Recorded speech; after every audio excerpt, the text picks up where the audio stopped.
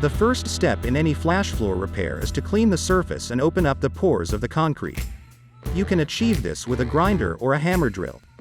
Deeper repairs need to be filled with dry sand and saturated with flash floor in layers. This will ensure you achieve a solid repair. Always keep the flash floor cartridge pointed in a downward or horizontal position. This prevents mixed flash floor from flowing back into the cartridge. For your last layer, fill the repair to the top with sand and trowel it smooth. Saturate the repair area with flash floor until you see pooling on the surface. Soak up any excess flash floor with some dry sand and trowel the area smooth. To reset the control joint, simply use your trowel's edge to cut into the repair before it begins to harden. Let it set up. It only takes about 15 minutes in average temperatures.